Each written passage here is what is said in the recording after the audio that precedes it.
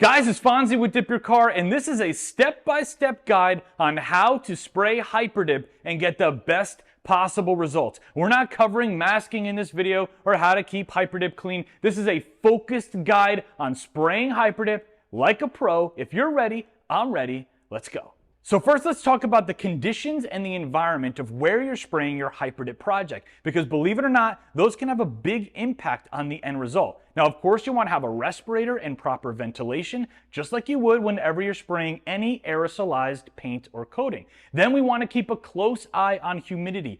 50% humidity or lower is going to be optimal in order to get the best finish when spraying HyperDip, especially with those higher gloss, higher sheen colors. Then we want to avoid direct airflow, whether it be from a fan or the wind. You don't want air blowing directly on the surface that you're spraying. That can actually flash dry the coating a little bit too fast and ruin your finish. Now let's talk about the surface that you're going to be spraying with HyperDip. And it doesn't matter if it's emblems, wheels, trim, anything. There's a couple things you want to have locked down before you even pop the cap on that first HyperDip can. Now you want that surface to be bone dry. I'm talking hasn't been rained on for 24 hours, hasn't been washed with soap and water for 24 hours, completely dry. Then of course we want that surface to be nice and clean. Now if you got your HyperDip from Dip Your Car in a kit, you got pre-dip spray and isopropyl surface wipes. If you just got the individual cans from Dip Your Car, you still got the isopropyl surface wipes. These are going to be critical. Now, after you get your surface nice and clean, you're gonna take your isopropyl wipe and you're gonna thoroughly wipe down that surface. Every single inch, make sure that you get it wiped. This is gonna help make sure it's as clean and bone dry as possible. So you're gonna shake up your cans for about a minute before you start to spray, and now we've gotta talk about tack coats. Tack coats or dust coats are one of the most important steps in the entire spraying process. This is what gives the HyperDip a foundation to stick to when it's time to do our wet coats, and make sure we set up proper adhesion so that the HyperDip adheres properly to the surface. Now, we're gonna do 4 tack coats before we move on to anything wet.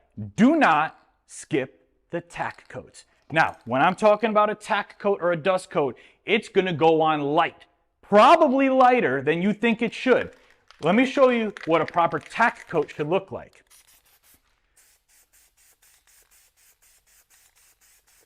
You really are just dusting it on. You're not really going to see much after the first tack coat, and that's okay. We're going to build up 4 of them before we go wet. Now, tack coats are going to dry pretty quickly. Depending on your ambient temperatures, tack coats really only need about 5 to 10 minutes in between before you spray your next one. So it's been about 5 minutes. I'm going to drop my next tack coat. Again, a light dusting. If you start to see fish eyes or imperfections on the panel, that probably means you're going a little bit too heavy.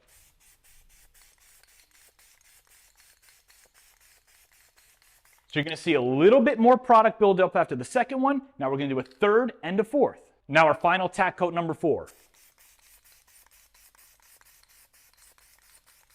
Now that our tack coats are complete, it's time to move into our wet coats. You're going to do 4 tack coats and on average 4 to 5 fully wet coats. Now your wet coats are going to take longer to dry than your tack coats, usually between 15 and 25 minutes between each coat, depending on your temperature. The colder the area that you're in, the longer the coats take to dry. Now, when it comes to spraying HyperDip in wet coats, you're going to be doing fast, overlapping passes and allowing the coating to wet out by itself.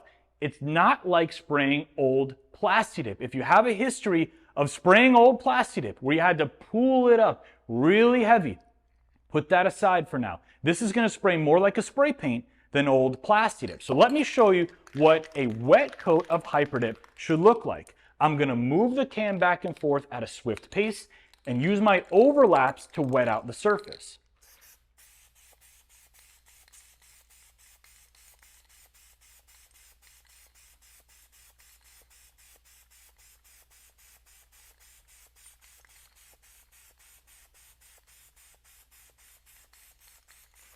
Now you're going to end up with a fully wet out surface without any drips, sags, or runs, and that's because we moved the product back and forth quickly and didn't force feed it on there. HyperDip is a low viscosity product. It likes to wet itself out, so you don't have to pull it up too heavy. So this is Shadow Black, which is our satin black HyperDip, one of our most popular colors, and as you can see, It's got a nice rich black finish, just the right amount of satin sheen, and it is super, super, super flat.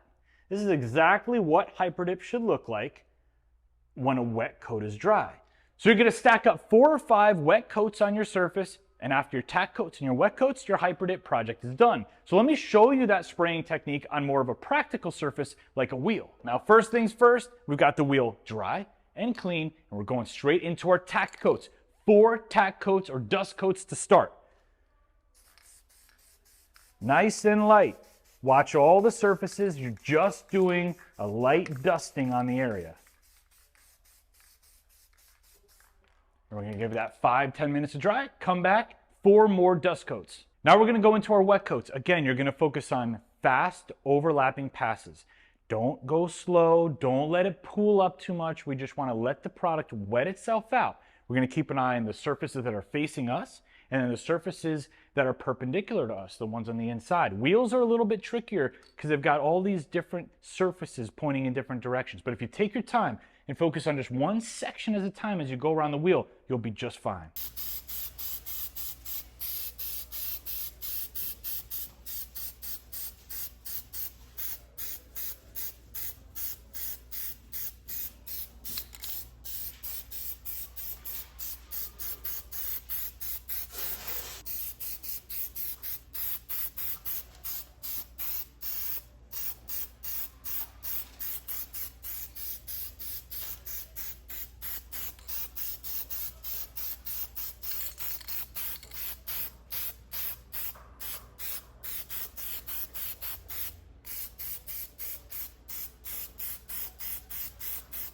So finally, I want to show you how some of these spray techniques specifically affect the higher sheen or glossy colors of HyperDip, like piano black, stealth gray, and black emerald metallic. Sometimes I'll see people say, hey, I used piano black and I didn't really get a glossy finish. Mine's a little flat or matte.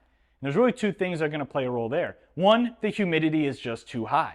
If you spray piano black in 80%, 70% humidity, you're likely not going to get a fully glossy finish.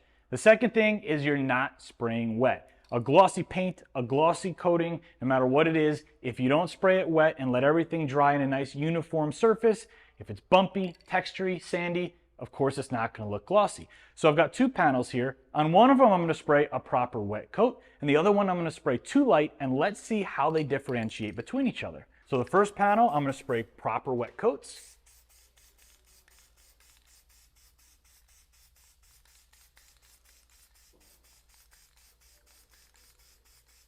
And the second panel, not wet enough or too light.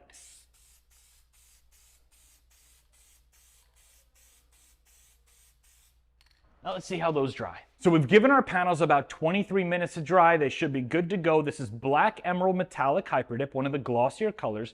We're down here in South Florida and it's 55% humidity, so it's right on the edge there. We'll see what kind of finish that we can get. So this is again black emerald metallic. This is the panel where we sprayed nice and wet. And as you can see, you've got a nice reflective surface there, super smooth. And then if we get our gloss meter out and we do a reading there, we're going to get a reading of 79 on that high reading, 80, 79, 80. And then on our other panel, where we sprayed too light, right away you're going to see it's much more textured, less reflective. And if you get the gloss meter out, you're going to get a reading from 80 down to 6. 6.6. So as you can see, the difference between the finish and the glossier HyperDip colors is quite dramatic, and it comes down to how the color is sprayed. Nice and wet versus too light. Makes a big impact. So let's review together. You want to make sure you have proper respiratory protection and ventilation. You want to make sure that you don't have air blowing directly on the surface that you're spraying HyperDip. You want to make sure that that surface is bone dry and perfectly clean. Use those isopropyl wipes that come with your HyperDip cans. Then it's time for your tack coats. 4 super light tack coats. Don't skip the tack coats.